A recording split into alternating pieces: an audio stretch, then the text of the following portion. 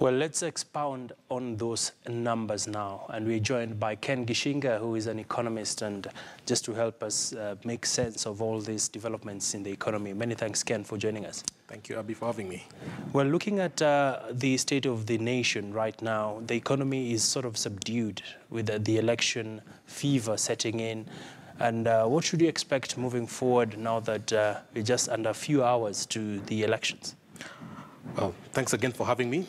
I think if you look at the decision today by the Supreme Court, that was supposed to be a decision point for the country. A big chunk of the country thought the elections could have been postponed, and a big chunk thought it might be upheld to be tomorrow. So a lot of people earlier this morning were waiting to see what's going to happen. Now that we know that the Supreme Court was unable to make a decision on that and elections will continue tomorrow, I think right now the investor community, I think right now is very excited, because the sooner we get over this political cycle, the better. So I think we expect to see some positivity coming through, assuming we don't see violence tomorrow, assuming we don't see any level of chaos. I think we might see the markets sort of coming back up. All right. And Ken, of course, we cannot have this conversation without touching on the shilling. The shilling is now trading at, as of last evening, it was at 103.65.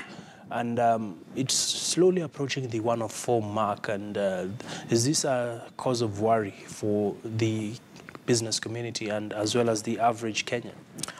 In the short term, yes. This is the lowest it's been since August.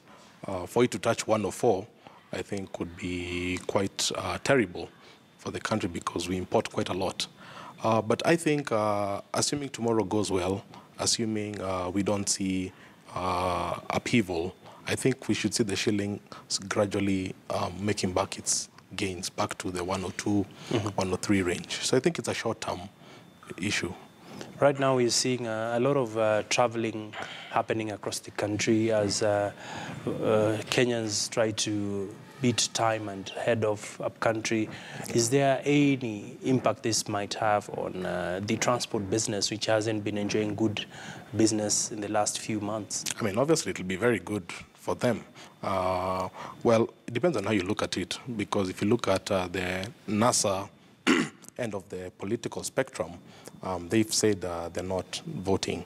So you might not get too many people traveling back to their strongholds.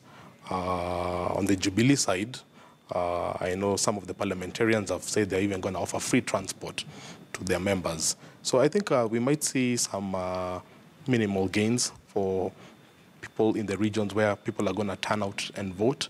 But I think for the regions where people are not planning to turn out, we might see transport remain fairly subdued. All right.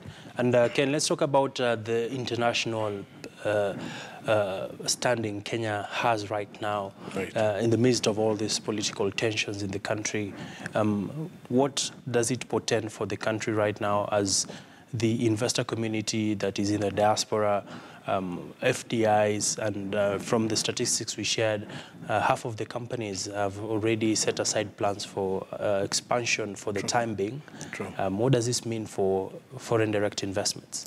It's very worrying, because if you look at the amount of exits, like from the Nairobi Securities Exchange, it's quite significant. If you look at FDI, a lot of, you said from your statistics, many companies are preferring to defer. I think the key word there is defer. I don't think people are going to stop investing in Kenya. Kenya still remains the beacon for East Africa for many reasons. So I think we might see delayed investment, and that's going to hurt us in the short run. But then again, the people who look at this situation and say, Kenya is a country of strong institutions.